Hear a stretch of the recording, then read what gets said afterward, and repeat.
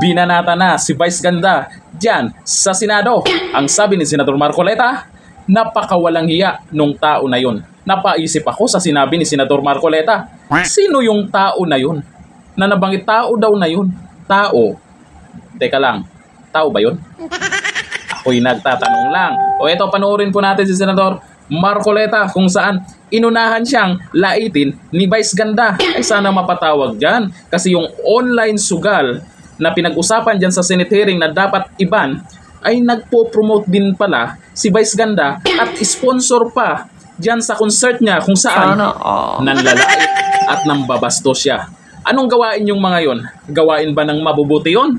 O ito, panoorin po natin si Senator Marcoleta. AB Leisure Exponent Inc. Yung mga games niya po, ito yung DG Plus, Arena Plus, Bingo Plus. Ito po yata yung nag-sponsor nung isang concert. Ngayon lang, pati po ako ay kanyang idinawit. Nagpapatawa po siya. Nakita niya yung dating Senador Grace po na nagtatawa. Natawa po at siguro naging successful siya. Napatawa niya si Senador Grace po. Bigla ba niya naman sinabi, tingnan niyo yung mukha ni Marcoleta kung matatawa kayo. Napakawalang hiya nung tao na yun, Mr. Chair. Ayaw ko na pong patuksin siya. Ang nag-sponsor po yung DG Plus. Kaya po lumalaki po eh. Gumagamit po sila ng ganong klaseng mga sikat na mga tao.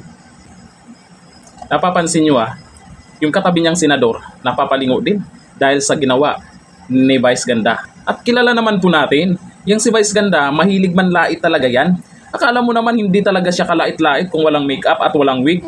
Kaya yan, nadadama yung mama niya. Nilait na rin. Hindi rin ba kalait-lait yung mama niya? Bakit nadamay dyan si Vice Ganda sa Senate hearing?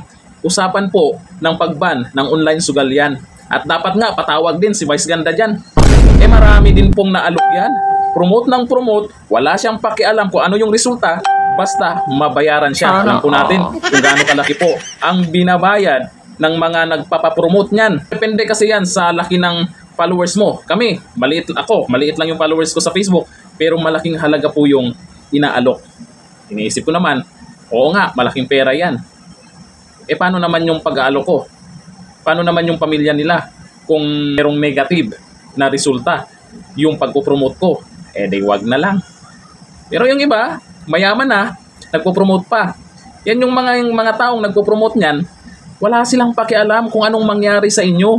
Gusto lang nilang kumita. Komento ng mga netizens dyan sa banat po ni Senator Marcoleta kay Vice Ganda, sabi ni Aris Hamora, give him a lesson. Dapat lang. Pero ngayon maganda din naman yung napag-usapan po dyan sa Senado na iban po yung online sugal. Di ba? Maganda yan. Resulta kaagad ang karma. Sabi ni Kildy, promoter kasi ng sugal yung Vice. Pero kung maalala nyo, noon pa, sa panahon po ni dating Pangulong Duterte, ay nababanggit niyan yung tungkol sa sugal na pangit daw yan na gawain. Basta nabanggit niya yan.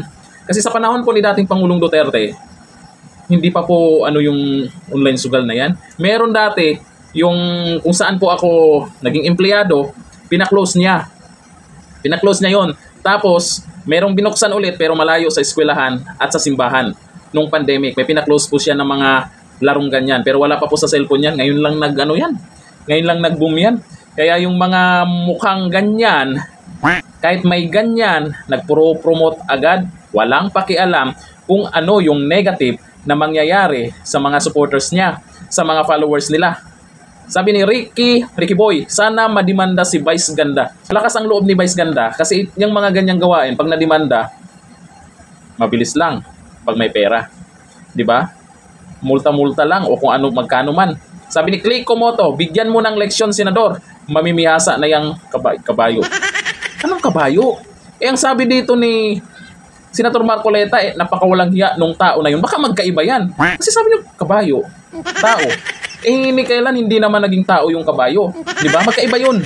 Talaga. Sabi ni Rapi Blancaflor Osenya, pang-iinsulto ang gawaing katatawanan ang isang tao, di porket komedyante ka, madadala mo sa pagpapatawa para makapanglait ka ng kapwa. Marami dyan mga komedyante di nang dadamay ng iba pero epektibo ang pagpapatawa nila. Kuwain na po kasi ni Vice Ganda yan noon pa. Akalain mo marami nang galit sa kanya, mismong si Jessica Soho. Grabe, ang lupit ng ginawa niya. 'Di ba? Yung hindi naman siya inaano. Pero nagtataka ako, bakit tuwang-tuwa yung mga naniniwala sa kanya pag may nilalait yung tao? Kayo kaya ang laitin ni Vice Ganda? Anak nyo kaya ang laitin ni Vice Ganda? Kamag-anak nyo kaya ang laitin ni Vice Ganda? Magulang nyo kaya ang laitin ni Vice Ganda? Papalakpak pa kayo? At isang dahilan po kasi na hindi maintindihan ng iba kung bakit nagalit po yung mga Duterte supporters, ang bait-bait ni Tatay Digong sa kanya. Nagpa-interview pa kay Vice Ganda at bigla lang ng ganito ang sinasabi ni Vice Ganda. Napag-alaman natin, yung nagpapasahod sa kanya, si Tamba. Totoo ba yun? Kaya naman pala. Tapos nasasangkot pa sa pulburon. Totoo kaya yun? Vice Ganda. Kaya pala ang ganda. Pangalan lang niya. Pero yung maganda nga ba? Sa tingin nyo? Comment down below. Hanggang dito na lang. Thank you. Bye-bye.